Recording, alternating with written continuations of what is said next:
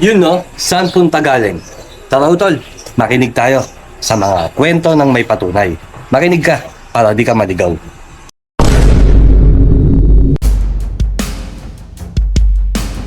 Inaabot ko si Kosang Boy, matanda na talaga yung time na yun. 1990 nga eh, yung muli ko siyang makita sa maximum, matanda na siya talaga. As in, ano na eh, may warsak na nga eh, di ba?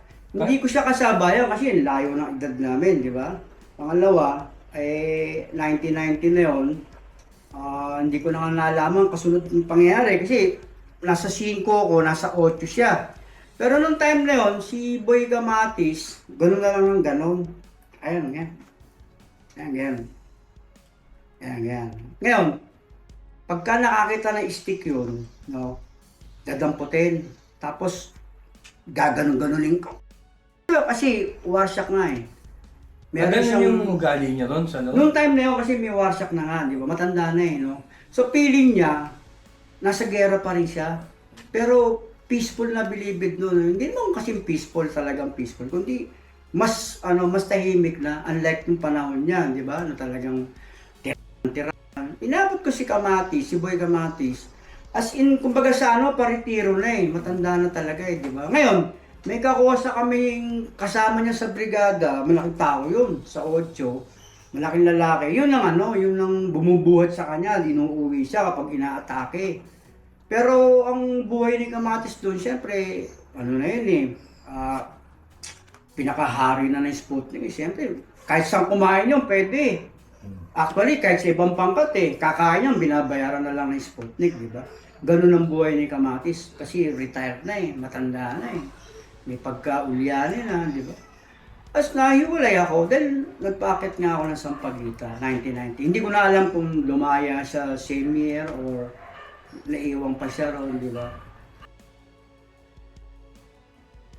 Ay, si Noli, hindi ko talaga inabot kasi sabi nga ng isang kakosa, ay kwento na lang sa akin. Kasi sabi nga isang kakosa ko, early 70s pa nung mga yun eh, no? Ayon sa kwento ron ng mga kakosa ko rin, parang pinag-interesan, no? Dahil nga sa sumisikat, ganyan. Dahil talagang si Noli, bata pa ako sa laya, nadidinig ko na yan, kumbaga sa parang si yan eh. Parang si, sa Tondo parang si Asyong yan eh, putok ang pangalan eh, dahil nga sa, di ba, mga pamakay, ganyan, di ba? Bata pa ako noon. Kaya hindi ko inabot si Noli. Ang inabot ko kay Noli, kwento na lang sa bilibid. Yun nga, siyempre, paniniwalaan ko dala nagkikwento. Nakakakosa ko rin ng mga na inabot si Noli, di ba? Ayon sa kwento ng mga kosa ko, talagang pag may hawak na na bangkaw, ay naku, hindi ka makakalapit. Hati ang katawan mo bago ka kalabang ka. Kahit ka nag-iisa yun, ang galing no. Kumbaga sa espadahan, parang si Ming sa Troy, ganon. Ang galing. Kwento magaling talaga, di ba? Hati ang katawan mo, palapit ka pa lang dahil ang hawak na bangkaw. Alam mo yung bangkaw? Yung sibat na pwedeng pa gano'n, pwedeng pa gano'n. Di ba? Yun ang hawak ni... Kung pareho silang Sputnik ni Boy Kamatis sa si Noli Patuga, bakit kailangan nilang tapusin ang buhay ni Noli Patuga? Kasi fame. Yung kasikatan. Siyempre sa pawan eh. Parang walang iniwan sa politika rin sa atin ngayon, di ba? Agawan sa pwesto, di ba? Kasakiman yun eh, Brad eh.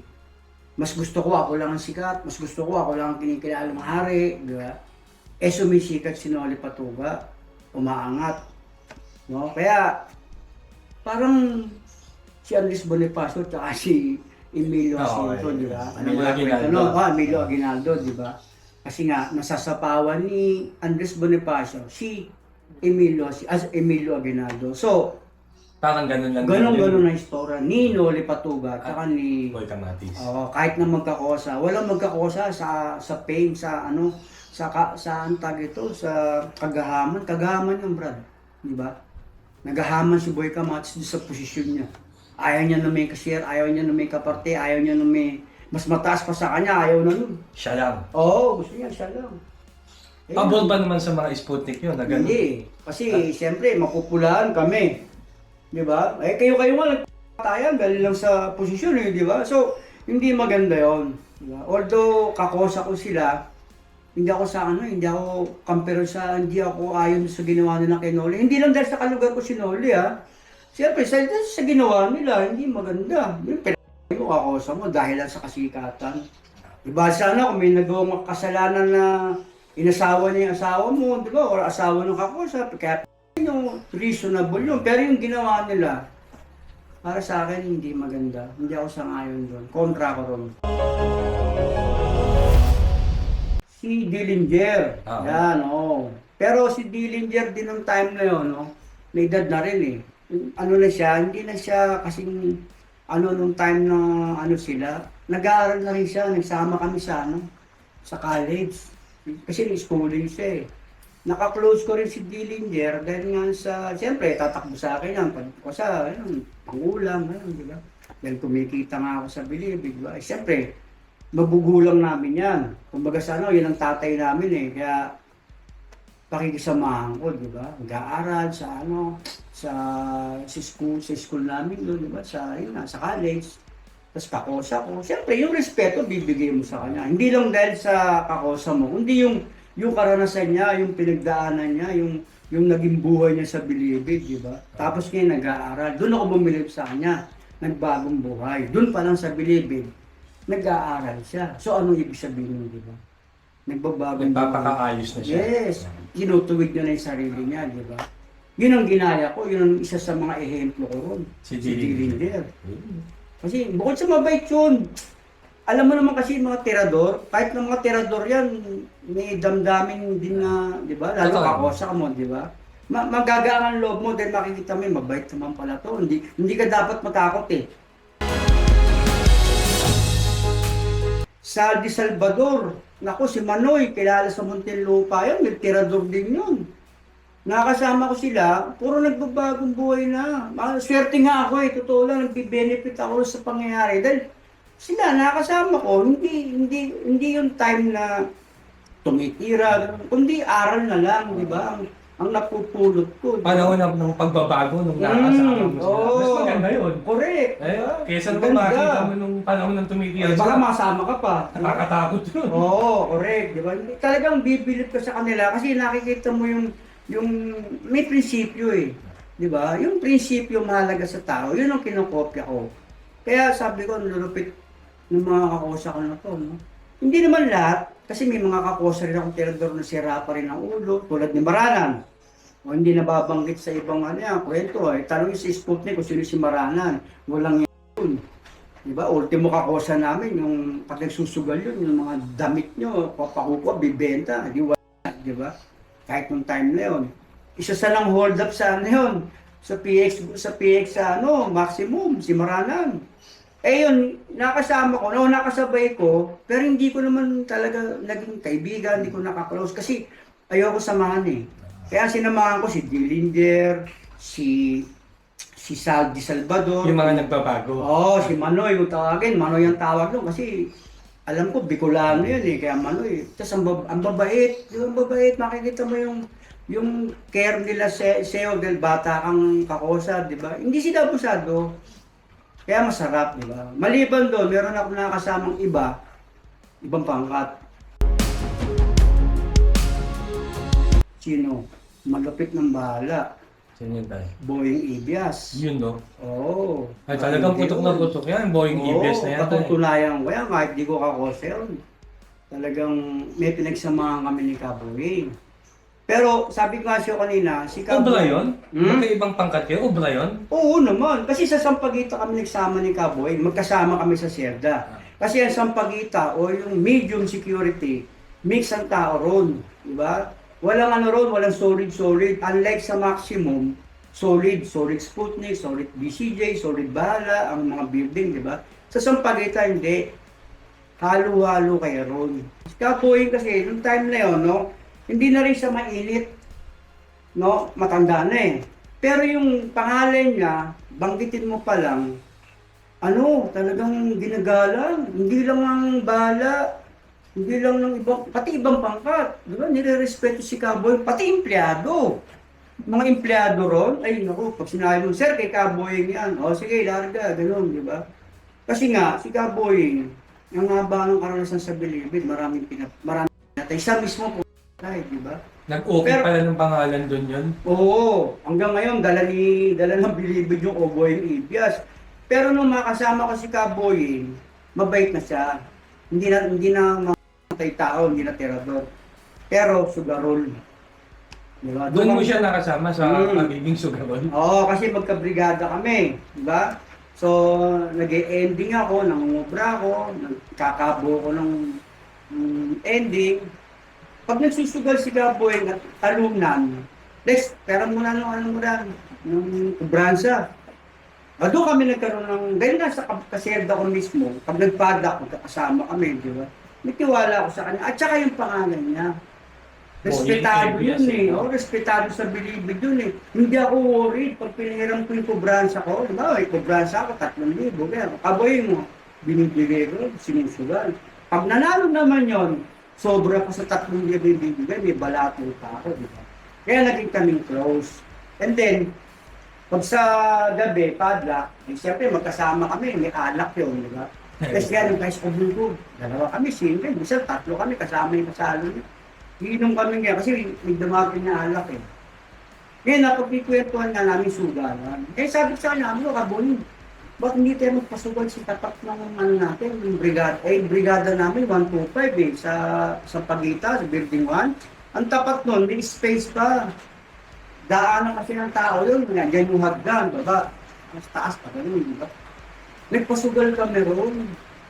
Ang role ni Kaboy, siya ang pasimuno, siya ang kakausap sa opisina, di ba?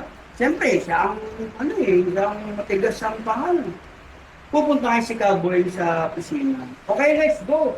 Eh ako naman, dahil papasugal na ako, meron na akong, nakalaang pangaral, 3-25 ng araw.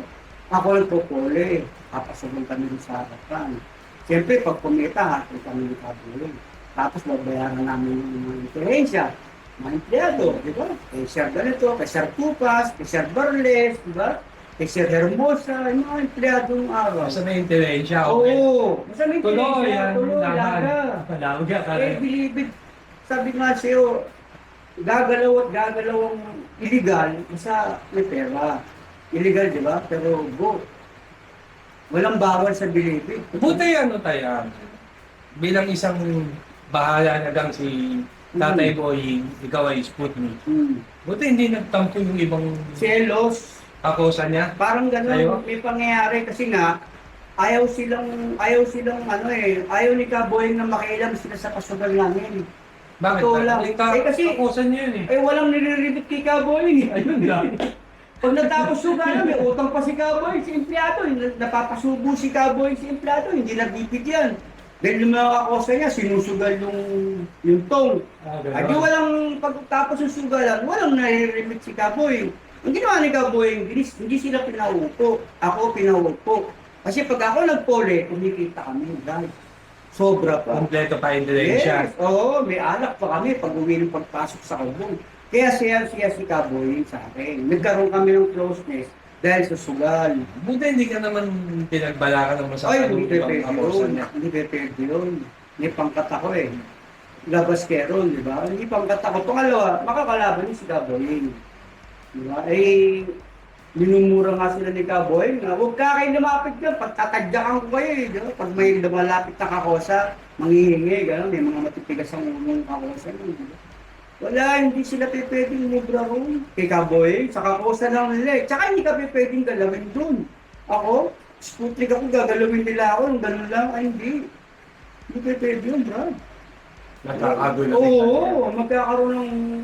Siyempre, may pangkat ako eh. Hindi naman ako puwerna o isa eh, di ba? Huwag mo gagalawin yan. Ano, pakialam nyo, kung ayaw kayo pakupuin ni Kaboy. Kaya Kaboy, kawain nyo. Di ba? Ba't si Alex? Siguro Yung kung empleyado ko nung... Siguro kung nabubuhay si Cowboy, no? Ay, oo, masarap nga sana eh. Maaalala niya yan, no? Tapos, alam mo, hindi magkasierta kami ni Kaboy, di ba? Pag birthday niya, birthday ng anak na, may anak siya ng bata mo, babae, di ba? May nagpapadala galing Laya, Bitsun, ba? Tapos mga lutong ulam. Kaya, sabi ko sa'yo, makikita mo si Kaboy kung gaano ka-respeto ng tao, di ba? Kahit nasa labas, galing sa labas, pinagdadalan siya ng O, para kay Kabuhay niya, birthday ni Kabuhay, di ba? O, may imported na anak. Ibig sabihin, nagtanim din siya ng kabutihan sa laya. Oo, kahit na, hindi lang sa laya, ibig sabihin kahit sa loob. Siguro, yung mga yun, mga nakasama niya sa Bilibid po, Okay, pwede. dumaya na, di ba? Binalikan siya. Pinagdadalhin siya, birthday ni Kabuhay. Pwede. Ganon, di ba? Maaaring ganon. Ang punto ko ron, meron siyang pangalan sa Bilibid talaga, sa Bahala. May ginawa nga yun sa maximum, totoo lang. Ginawa ni Kabuhay. Ito, sorry sa komando, pero si Kabuhay gumawa nito, di ba? Kalaban niya nung time na yun, komando, tsaka Bahala. Ngayon, si Kabuhay gumawa ng granada na inubit lang, kunwari granada. Improvise lang. Hindi improvise. Laruan. Laruan lang talaga. Kahoy, inupit niya kunwari granadas, pinulayan. Diba? Tapos nilusog yung building ko, brigada ng komando. Tapos takbuhan yung mga komando dahil maniniwala ka ba laruan yung hawak ng laban? Siyempre isipin mo, totoo. Kahit tayo eh. Di ba? Totoong tao yung yung lulusog sa'yo. So, talaga yun, guerrero yun. Takbuhan ngayon yung mga tao, yung mga komando, di ba? Dahil akala nila, totoong granada. Sabi ni Kaboy, laruan lang to, susunod, totoo na halos ko sa inyo. Tawanan ngayon yung mga kosa niya. Pinagtawanan. Sabihin, ginawa niya lang Kenko yung kalaban. Yung time na yun. Kaya niya ng personal Oo, na gawing totoo na yun. Tsaka diba? nag-iisa siya. Diba? Oo, wala siyang, ayaw ni Kaboy na may escort. Grabe rin ang Boeing MPS. Sa Bahala na lang. Yan. Oo nga. Pangalawa, sa Bahala kasi sa totoo lang, papranking kita, may damdamin ako rin. Alam mo kung bakit? Yung pisang buo ko, ito, yung mga Bahala, kung kilala nyo si ex-PC Sergeant Philip Guevara, malupit sa Bahala yun, matindi sa Bahala, sabihin. Pisang buo ko yun. Sa mga Bahala dyan, sa mga lehitimong Bahala, mga veteranong Bahala, ang daming may tatong Bahala, ex-PC Sergeant, nakalagay, Philip Guevara eh. Magandang lalaki yun. Tapos, miyembro ng Bonggang. Pero, siyempre, namubuhay sa baril, Bahala na lang yun. Kung kilala niyo yun, mga Bahala dyan, huwag niyo sabing sisiw yung Philip Guevara, matindi siya yun, di ba? Bukod kay Kaboy na. Kaya lang, hindi naman naman kayo yun. Hindi. Nakulungan ng City Jail doon, nasa opisina eh. Kasi, tao ng general, hitman, mamamatay. Hindi na binibig. Binanggit ko lang dahil sa Bahala. Dahil Bahala yung pinsan mo. Bahala na. Ini-encourage nga ako nung paburo na raw ako nung time na yun. Sabi ko, ayoko Kuya Felipe ka. Kasi Felipe Guevara talaga pangalan mo. Ayoko Kuya Felipe, yung Sputnik ako. Gago, wala kang mararating dyan. Sputnik, bahala ka lang. Ayoko. Hindi ako nagpabahala. Sino yung mga taga-Malabon dyan, kung kilala ni Jeffrey Palabod, alias Jeffrey Palabod, Jeffrey Bernardo, ang pangalan, no? Style yun, Brad. Style Ben Tamblin. So, yung kasama ko sa Bilibid yun, sa Sampaguita lang kasi nag-aaral din yun. Doon pa lang sinasabi niya, alam mo kasi paglaya ko, babawian ko yung mga pulis. Diba? Talagang may plano na siya. Talagang inaawat pa. Sabi mo kasi, hindi ka ba nagdala dyan, nakulong ka na. Hindi, lalaya ako kasi nagaya pa ako. Babalikan ko yung mga pulis na yun. Hindi nga nagkano, after nung lumaya. Araw lang ang binilang dito. Mga informer, police, di ba? Meron pa ng balita nun eh. Lumaya na rin ako nun. Binalita sa TV, dalawa sila, ayon sa balita, dalawa sila nakamotor na may dalang baril. Nadaanan nila isang pulis. Ito true story to ha. Nadaanan nila isang pulis, naglilinis ng kotse ng gulong. Nalagpasan nila, sabi nung kasama niya, Kasan Jeff? Parak yun. Sino? Yun. Tara, balikan natin. Binalikan, Brad. Walang kamalay-malay yung pulis. Pagbalik, binigyan sa batok, patay. Di ba? So, uminit ang pangalan ni Jeffrey noon. Pero bago mangyari lahat yun, nung lumaya, kasi 2 weeks lang ang namin, difference namin, nauli siya sa akin ng 2 linggo. Bay nung lumaya ako, nabalitaan, lumaya ako, pinuntahan ako sa bahay namin mismo, madaling araw. Pagpunta sa bahay, may tumawag, gising pa ako. Kosa, balita ko, lumaya ka na raw. Sabi ko, Kosa, medyo ko, parang hindi ko gusto yung dating niya. Kasi naka motocross bike, tapos naka-jacket. Naku, sabi ko, siyempre, dumidistansya na ako, di ba? Kahit naging kaibigan kita sa Bilibid, maghiwalay na tayo dahil illegal palakad mo. Hindi nga ako nagkamali dahil kinausap ko naman, hindi ko naman pinahiya. Ayun, Kosa, basta. Sabi ko, ako ito, kalalaya ko lang. Dinadama ko pa yung hangin laya ko, sa kalalaya ko lang. O samahan mo naman ako, sabi sa akin. Ginanon yung jacket, ito hawakan mo. Sabi ko, dalawa yung tigisa tayo. 2.45 yung dala ni Gago, di ba? Sinasama ko, may titirahin daw siya. Backup lang ako. Sabi ko, sa kalalaya ko lang. Kaya mo munang damayin ko muna yung laya. Pag muna akong sama dyan, talagang ayaw ko na di ba? Kahit sabi mong bayaran mo ako ngayon, siyempre, parang nagtatampo. Ginawa ko, bumili akong beer. Minum na lang muna tayo sa tindahan ito. Sila Manto rin.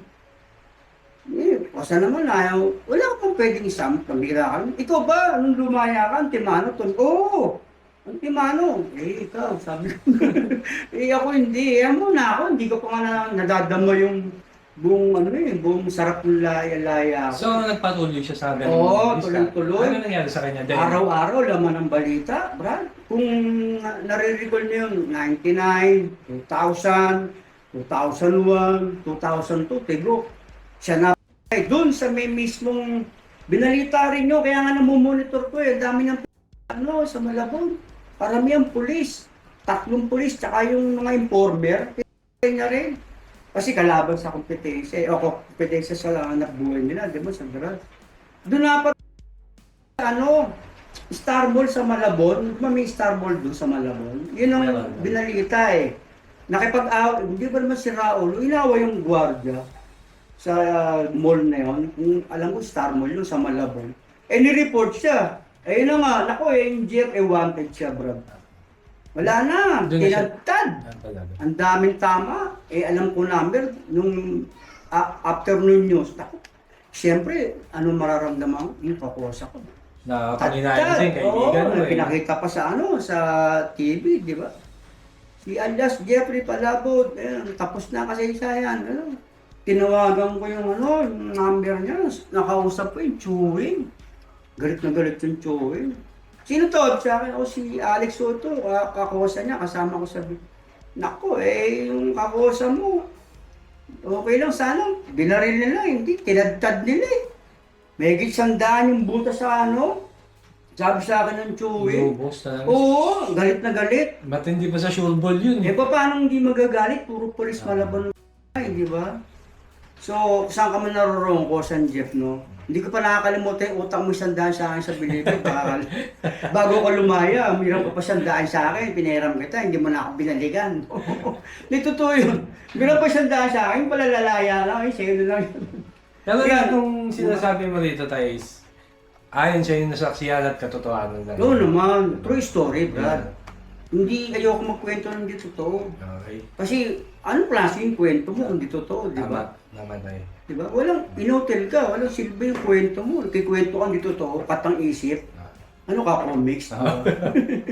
Kaya tayo maraming salamat sa kaalaman at sa mga nabanggit mong pangalan. Yes, kung sino man kayo, shout out sa inyo. Kung shout out. namayapa na kayo, sumalangit nawa. At kung mga mga nandito pa, mabuhay kayo at magpakabuti tayo. Mabuhay ka lang, kabobing, at magkikita tayo, welcome kita, totoo lang. Talagang ang welcome ko sa iyo. Hindi tayo magkakosa, pero nagsama tayo sa Bilibid, di ba? Hindi kita nakasama nung aktong mainit ang kilikili mo, hindi. Nakasama kita nung nagbabago ka na. Ayun ang gusto ko. Shout out kay kay Ding. Villa. Ding, Kosan Ding. Yan. Sana sama ka kay Bosyo one time. Bibili raw siyang kotse.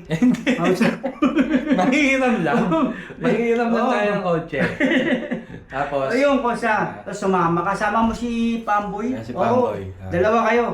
O siya, pagluluto ko kayo ng ano, Andito tayo mag-jamming daw. yes, so pagluluto ko kayo ng sinaing. Yun! Kayo nang bahala sa ulam. Okay yan, Masa, pasyal ka rito. Yan. Mga tricks samahan natin, dig. Puro kalokohan, di ba? Pero ano, yun nakakatuwa. Nag-ano tayo, nagkursilyo tayong tatlo ni Chong ko. Naalala mo yun, doon sa, kay nanay kami, yung mga nagpakalbo pa kami noon, no? Kasi yun ang ano yun ang kailangan papakalbo kami, tanong mo kay Ding. Sarap kung samahan namin nasa bilibid. Hanggang ganun lang tayo, gagawa ko ng paraan para makalapag dito Oo, sa tiding. magagawa mo, sige, maganda, di ba? Makahiram ka sa sasakyan at maiharap mo sa akin si Ding, di ba? Oh, good. Okay. Mas i-stay tayo ng agahan nyo para mahaba yung... Oo, ay, umabot naman. Basta may sasakyan kahit umabot naman ng gabi, okay. Oo, may sasakyan di ba? May... Sa lahat ng mga manonood, eto, talagang ramdam na ramdam yung tunay na kwento. Walang halong chemical. Peace out!